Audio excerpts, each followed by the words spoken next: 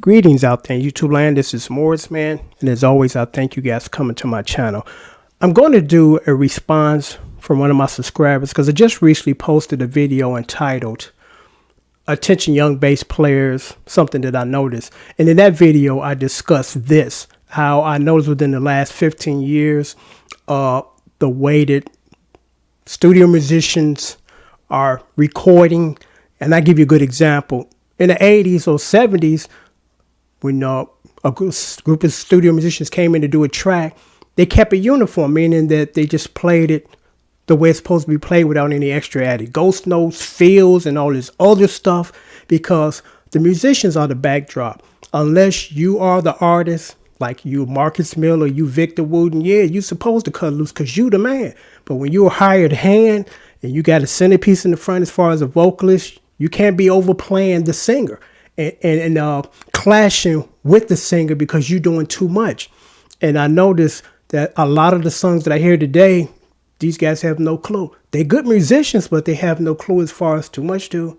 What you're doing now is totally different from what you was doing earlier part of the song. So I have a subscriber that commented on that video, and they had a very good question. So I'm just going to read this question. I'm going to give you guys my take or response to this question because I think everybody that's up and coming or still in the process of learning should hear this because it's a good question. So the question reads as this. It says, Morris, man, I also have some questions about rhythm lead guitar.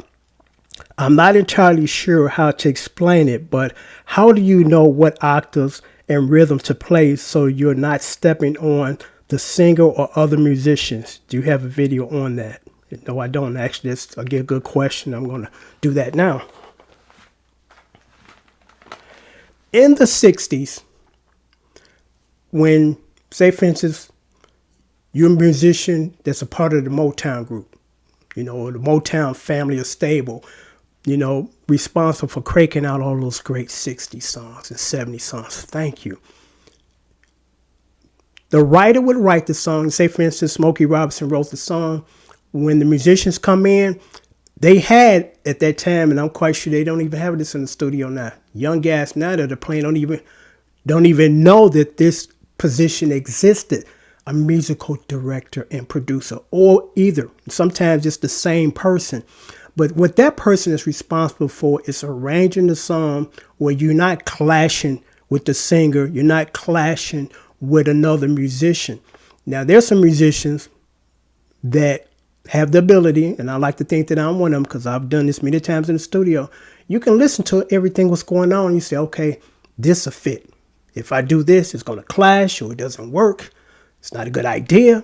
Sometimes you can make that call on your own. I give you a good example of that. I was in one of many bands, back in the day, and I was the only guitar player. Then the bass player, who was the leader of the band, brought in another guitar player, and we were working on this one particular song that was already in our set.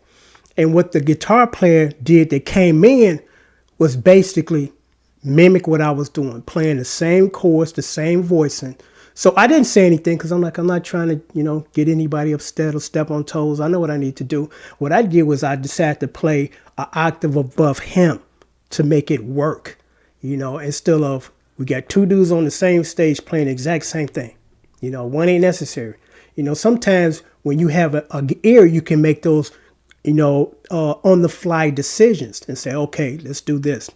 So the answer to that question is, again, back then, 15, 20 years ago, there was a musical director. Guy that wrote out the parts, say, okay, I want you to play this, and I want you to play it in this voicing.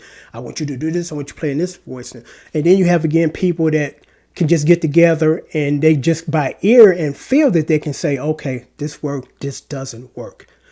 Because I remember one of my first production jobs, actually a neighborhood friend of mine became a music agent for this group. He was always doing a lot of entrepreneur things, and it's like I'm in the business now, and I got this group that can sing. The woman sounds like Anita Baker. She got range like her, and the nephew, or should I say the first cousin, great singer, great piano player, great writer. So they brought me this track, and it was basically a skeleton track. It was her singing lead. She's doing harmony background with herself and him just playing guitar. That was it. So it was up to me as the producer to put other parts in. I wrote in the drum part. I wrote in the guitar part. I wrote in the bass part. And what I told them what I wanted to do with this song was I said, since you are the lead singer, the female, I'm like, we're going to scratch that background that you're going to do and let your nephew or your cousin do harmony, two-part harmony in the background. At first, they kind of wasn't feeling it. I said, trust me, you want to do this? And this is one of the reasons why. When it's time to record it live, you want to have male background vocalists with you since you're the woman. Because a lot of times that's how it works. If you got a man singing, you got women in the background doing the background. You got a woman singing, you got some dudes in the background. So I'm like, we want to keep it uniform, you know. And once we did that track and I finished it, I wrote in some strings for that song. It was beautiful. And it's like, whoa. You know, I remember the very first time that they heard it, and it was my very first production work on the other artists, because I did some production work for bands that I was in. And I never forget the gratifying feeling that I got when the vocalist heard it for the first time and she cried, because it was just that good and it moved her. You know, I helped bring their dream to life, you know, because she's a very talented singer. And when they heard the finished mix, you know, because when I used to let people hear it, they said, where did you track this? You know, where did you play the bass? I said, I played it in my living room, because I know how to compress stuff and make it sound good, you know. So that's the answer to that question. Either you kind of got a feel for that, and that comes with experience of playing, or you have the enlistment of producers. That's what producers do. Not like this new thing about, you know, the new producers like P. Diddy. Now, I'm not trashing P. Diddy, but P. Diddy can't play an instrument. He probably can't even read music. You know, he just got together a bunch of talented people and they put together some really enjoyable product and brand. You know, I'm like, you know, that's cool. But, you know, old school producers, because like I told you in the other video, in the 80s, R&B music changed forever. You know, when crack cocaine hit the streets and all these guys became wealthy selling drugs, they started creating these new record labels. They are not record producers. They don't have a record music background. They haven't been formally trained in music. They just enjoy music. So they decided to put together a bunch of people and create good music. And they did do a good job in that aspect. But from the arrangement aspect, it's kind of a mess.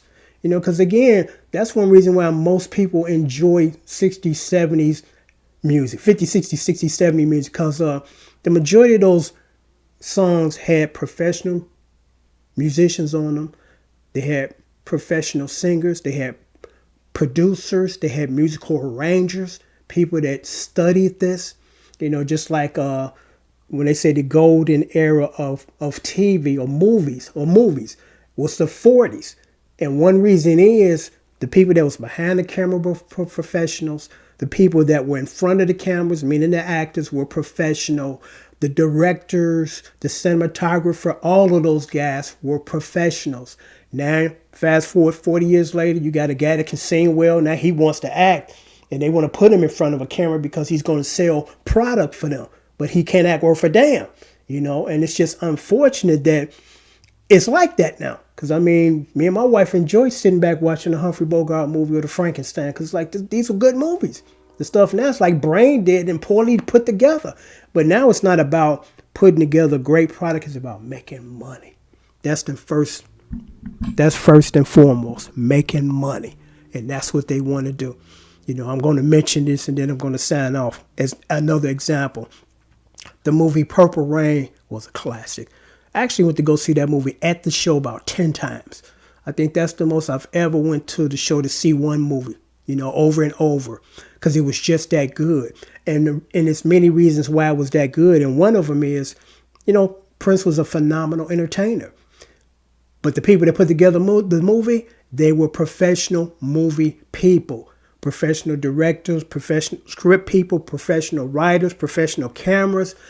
And then Prince was riding off of that fame when he put together Under the Cherry Moon, which was one of the worst movies I've ever seen in my entire life. And the reason was it became a vanity project for Prince.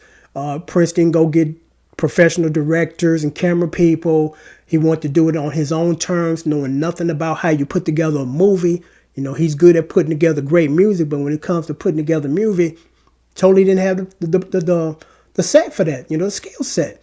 You know, so it was just a big vanity project. Because I remember it was this one scene where the bad guys was being chased by the bad guys, and Prince did the soundtrack, did the music, and the music for that particular clip did not fit the scene at all. I was like, this is a joke, you know. But that's what has happened. Everything has been watered down. The movies of today are not like the movies of the 40s. The music of today is not like the music of the 70s, and that's why you got people now that are doing it that are not qualified. And as a professional musician, I hear this. I'm like, this is a joke. You know, they just threw this together. But again, now the main objective is not to put out great music first and foremost. It's to make money. Now, I'm like, I'm not mad at you for making money. But, you know, give me a product that I can be happy with, that I've purchased or watched. So I'm going to sign off now. But I hope that answered my subscriber question. You know, how do you know what to do? You either have, again, the help of a musical director, or at that point you have kind of developed your ear where you know it's like a puzzle, and you know what pieces fit in here and you know what pieces that don't, you know. So until next time, thanks for watching.